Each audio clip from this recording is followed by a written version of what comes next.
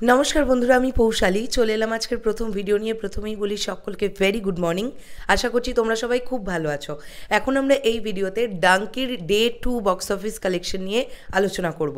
Early estimate কিন্তু চলে এসছে। আমি অবশ্যই প্রথমেই জানিয়ে রাখি, আমি শুধুমাত্র ইন্ডিয়ার কালেকশন নিয়েই কিন্তু কথা বলবো এই ভিডিওতে, কেননা ওয়ার্ল্ড ওয়াইড গতকাল কি কালেকশন এসছে সেটা এখনও পর্যন্ত আমি জানতে পারিনি।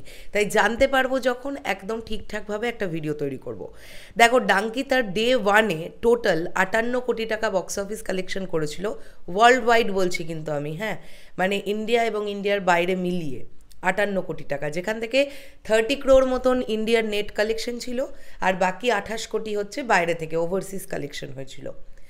এবার যদি আমরা ডে 2 এর কালেকশানে চলে আসি, তাহলে কি ডে 1-এর থেকে ডে 2-তে বিরাট একটা ড্রপ দেখা গেল ডাঙ্কির বক্স অফিস কালেকশানে। দেখো, গতকাল ছিল শুক্রবার, আজকে শনিবার, রবিবার আছে। তো আজকে এবং কালকে অনেক ভালো পারফর্ম করবে এই ছবিটা কেন, যে কটা সিনেমা রিলিজ হয়েছে সবগুলোই মোটামুটি ভালো পারফর্ম করবে অন্য দিনের তুলনায়। এই দুটো দিনে এটা আমরা সকলেই আশা করে থাকি।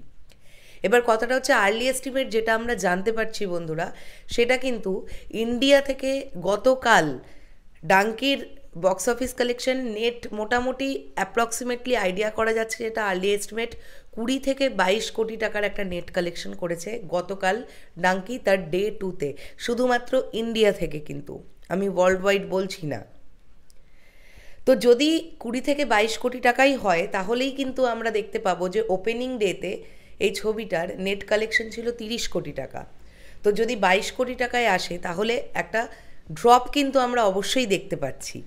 ঠিক আছে, গতকাল সালার রিলিজ হয়েছে, এটা অবশ্যই একটা কথা, কেননা ডাঙ্কি কিন্তু আগের দিন রিলিজ হয়েছিল, ডাঙ্কি একাই রিলিজ হয়েছিল, গতকাল কিন্তু সালার রিলিজ হলো।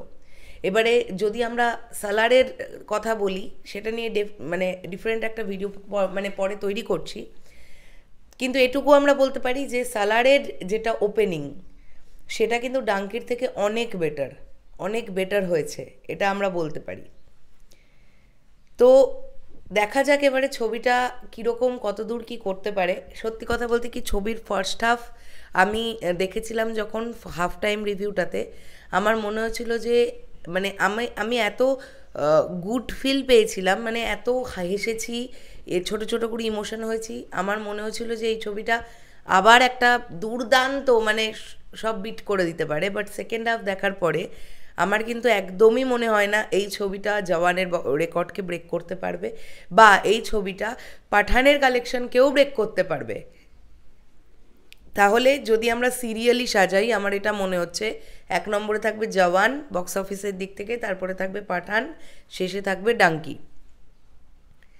দেখা যাক কীরকম কি হয়, সেটা আমরা ফাইনাল এস্টিমেটটা আসুক। তবে ইন্ডিয়া থেকে 20 থেকে 22 কোটি টাকা যদি নেট কালেকশন হয় গতকাল ডে 2-তে, আজকে সেটা গিয়ে এটা আমার ধারণা যে আজকে শনিবার, মোটামুটি ওই 28-30 কোটির মধ্যেই নেট কালেকশন থাকবে।